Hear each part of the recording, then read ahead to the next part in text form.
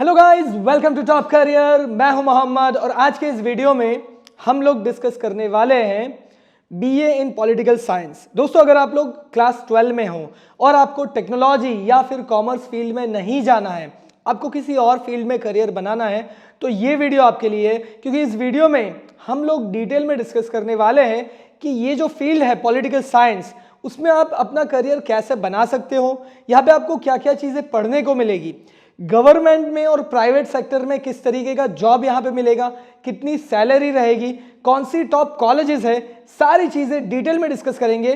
तो वीडियो को लास्ट तक जरूर देखिएगा।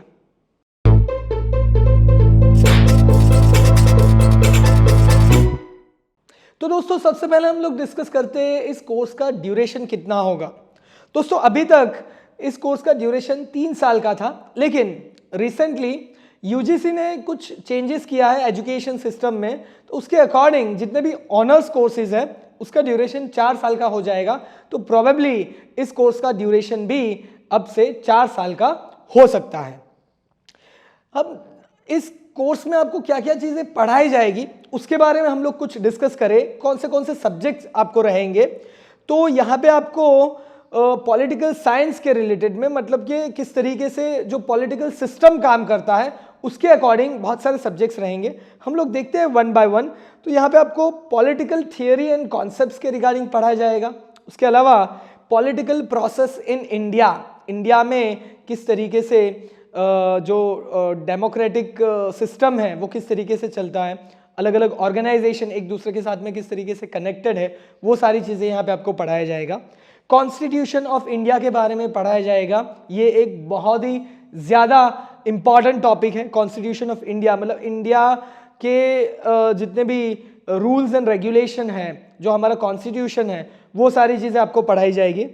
उसके बारे में public policy and administration in India, किस तरीके से पॉलिसीज़ वगैरह पब्लिक में अप्लाई की जाती है और एडमिनिस्ट्रेटिव सिस्टम किस तरीके से काम करता है, वो यहाँ पे आपको पढ़ने को मिलेगा।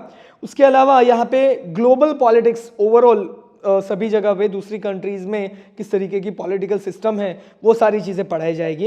International relation and world history के बारे में पढ़ाया जाएगा। उसके अलावा मॉडर्न पॉलिटिकल फिलोसॉफी के बारे में पढ़ाया जाएगा और मॉडर्न इंडिया पॉलिटिकल थॉट्स के बारे में पढ़ाया जाएगा। तो इस तरीके के सब्जेक्ट्स यहाँ पे आपको पढ़ने को मिलेंगे। दोस्तों, यहाँ पे स्कोप की बात करें कि किस तरीके का स्कोप है गवर्नमेंट में और प्राइवेट में, तो गवर्नमेंट की बात करें तो यहाँ पे आप IAS के लिए जा सकते हो, इंडियन एडमिनिस्ट्रेटिव सर्विसेज के लिए। यहाँ पे आप एज अ डिस्ट्रिक्ट कलेक्टर काम कर सकते हो, as a DDO district development officer, as a DEO district education officer, as a municipal commissioner, इस तरीके के पोजीशन पे आप काम कर सकते हो। लेकिन ये सारी पोजीशन पे जाने के लिए आपको यहाँ पे एग्ज़ाम देना होगा। UPSC का एग्ज़ाम है, IAS UPSC सिविल सर्विसेज का एग्ज़ाम आपको देना होगा। उसके बाद में आप IAS के लिए अप्लाई कर सकते हो या फिर IPS इंडियन पुलिस सर्विसेज के लिए अप्लाई कर सकते हो। और दूसरे भी जो पोजीशन यहाँ पे जो हमने डिस्कस की है उसके लिए भी अलग अलग तरीके के एग्ज़ाम्स होते हैं, वो दे करके आप यहाँ पे इस पोजीशन पे काम कर सकते हो।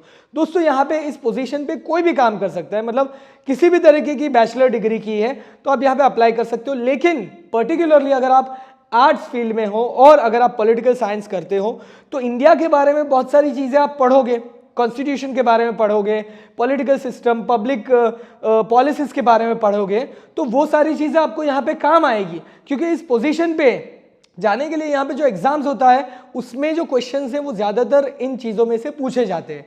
तो ऑलरेडी आपने बैचलर्स डिग्री यहाँ पे किया है तो वो आप अच्छे से अटेम्प्ट कर सकते हो, अच्छे से वो चीज़ क्लियर कर सकते हो। तो सॉरी, तो इस तरीके से यहाँ पे आपको बेनिफिट रहेगा। उसके अलावा प्राइवेट सेक्टर की बात करें तो आप जर्नलिज्म में जा सकते हो, टीचिंग फील्ड में जा सकते हो, या फिर आप मल्टीनेशनल कंपनी में बहुत सारी कंपनीज में पब्लिक रिलेशनशिप ऑफिसर होते हैं, जिनका काम होता है कि गवर्नमेंट के साथ में जो टाई अप करना होता है या गवर्नमेंट से जो परमिशंस लेनी होती है वो लोग करते हैं। तो उस तरीके के जॉब में आप काम कर सकते हो।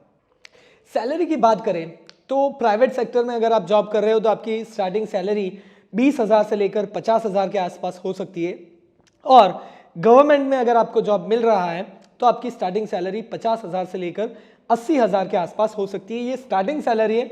उसके बाद में जैसे जैसे आपका स्किल्स ग्रो करेगा, जैसे आपको एक्सपीरियंस मिलेगा, उस तरीके से आपकी सैलरी भी यहाँ पे बढ़ेगी। अभी डिस्कस करते हैं कि ये करने के लिए कौन से अच्छे कॉलेज हैं, टॉप लेवल के कॉलेज हैं।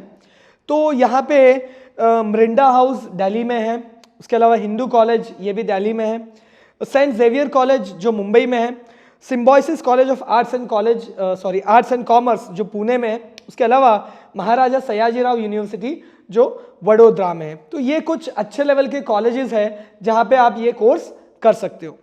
दोस्तों ये वीडियो अगर आपको अच्छा लगा हो इसे लाइक जरूर कीजिएगा, शेयर कीजिए अपने दोस्तों के साथ में, और ऐसे ही career related, job related, education related videos अगर आपको रेगुलर बेसिस पे देखने हैं तो हमारे चैनल को सब्सक्राइब जरूर कीजिएगा। Thank you for watching.